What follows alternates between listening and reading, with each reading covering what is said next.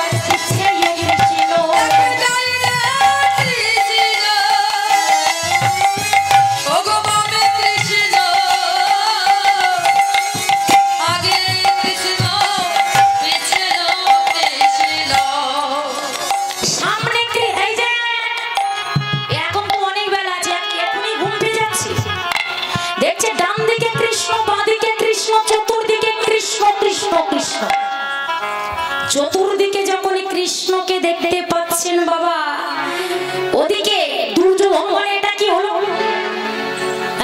চতুর্দিকে কৃষ্ণ দেখতে পাচ্ছি, তাহলে বলো ভগবান শ্রীকৃষ্ণ শুধু অর্জুনকে বিশ্বরূপ দেখায়নি, দুর্যোধনকেও দেখিয়েছিল। বিশ্বরূপ মানে কি? বিরাট একটা ফিগার দাঁড়িয়ে আছে, এটাকে দেখে বলেন যে বিশ্বরূপ না।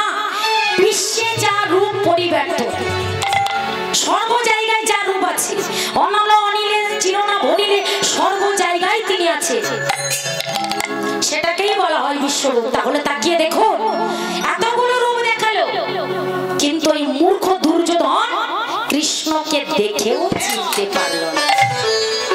তাহলে চিনতে কেন পারলো না মায়েরা? এতগুলো কৃষ্ণকে দেখালো, চিনতে পারলো না। একটা মানুষের কি অতগুলো রূপ ধারণ করা সম্ভব?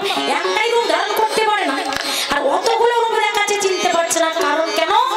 একটাই জিনিসের অভাব ছিল, যেটা ছিল না তার ভক্তি। ওই জিনিসটার অভাবে এতগুলো কৃষ্ণ দেখতে পেলেও কিন্তু চিনতেই পারল না।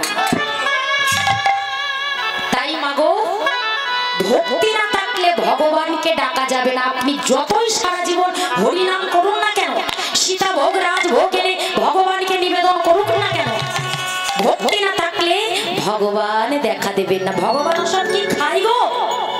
ভগবান কি খায়? ভগবান ছানার সন্দেশ খায়, ভগবান সীতা ভোগ খায়, ভগবান মালসার ভোগ খায়। ভগবান ওসব কিছু খায় না গো মা। ভগবান যদি খেত গো মা, তাহলে কে দিত আর কে দিতই না তার নেই ঠিক। ভগবান খায় না মা। ভগবান কি খায়? ভগবানের শুধু ভক্তি আস্বাদন করে। ভক্তির জন্যই ভগবান বারে বারে ধরাধামে তিনি ছুটে আসে। ভক্তি না থাকলে ভগবান কি পাওয়া যাবে না। আর ভক্তি না থাকলে সারা জীবন চেষ্টা করলেও আপনি কিছুই করতে পারবেন না। আরে কবে নিতাই চা